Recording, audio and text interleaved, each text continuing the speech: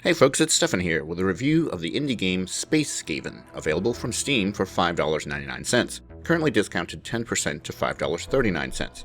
I'll admit I had to look up the definition of Scaven.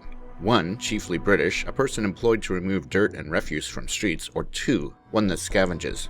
So not only are you going to learn about this game, you've possibly expanded your vocabulary. Time well spent, I think. From the Steam store page, Scaven is a physical puzzle game about an engineer whose job it is to collect black boxes on abandoned space stations. The game will run on Windows and SteamOS Linux. Interestingly, it requires Java to be installed. The game will tell you it requires Java 1.6, but that is no longer supported by Oracle, and I'm not even sure you can download it. You'll want to install Java 1.8, but be careful with the install. By default, it will replace your browser's search engine with Yahoo. You can turn that off, but it's a bit rude for them to default to screwing with your browser. The game has 50 levels. You begin each level at a shuttlecraft. On some levels, you will leave the station using the same craft, but on most, you will travel through the station to a second shuttle. Finding your way through the station and collecting the additional red boxes are the primary challenge of the game. You begin with a grapple hook, which can be used to pull drums and boxes. When you place them on pads, it causes the connected elements of the game to activate. This is all very clearly displayed with neon blue lines on the station floor. There are numerous doors on each station, some of them open when you approach, some require action on your part, either placing a drum or box, or interacting with a computer terminal.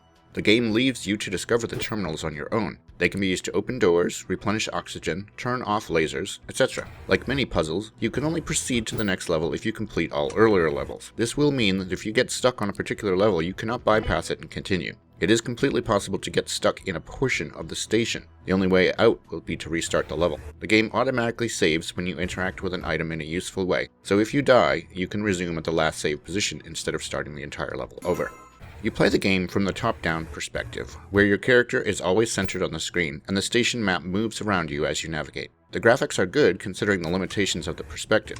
You feel like you are on a derelict space station. Dangers are obvious at first glance. Some interactive elements, particularly the boxes, may be missed initially due to their subtle highlighting. There are spacewalks which are particularly dangerous because you have no control unless there is a floor beneath your feet. You might be able to save yourself with the grapple, but it has a limited range. In space, or an unsealed section of the space station, you are constantly using oxygen and must be mindful of the amount remaining. There are numerous places to refill oxygen, and even heal your character on levels where it would be possible to run out of oxygen and/or be injured. Some injuries are instantly fatal, but it is possible to take partial damage and still survive, running into, for example, a laser beam.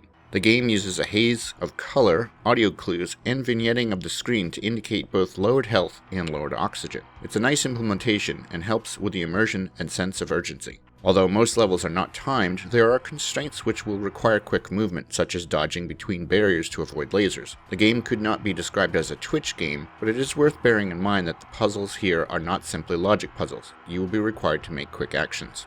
The game is very nicely polished, and while it does not have many settings, it does let you lower the sound and music volumes independently, which is something many puzzle games seem to forgo. The controller is fully supported, though I did completely hang my computer by clicking Find Controller when it had already identified an Xbox controller. The controller seems to be the recommended way to play the game, but I found I did better with the WSDA keys and the mouse. I played the game both in front of a computer and in Steam's big picture mode, and found both work well. The music feels appropriate and has not gotten tiresome despite spending as much as 7 minutes on a level.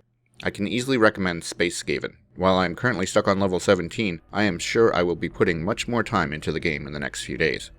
Thanks for watching my Why Play video of Scaven. If you enjoyed the video, please click the like button. If you have any comments about the game, or about how I could improve this video series, please leave your comments below. If you'd like to be notified when I post new videos, subscribe to my channel here on YouTube and follow @StephanPlays on Twitter. Thanks again for watching, and I'll talk to you next time.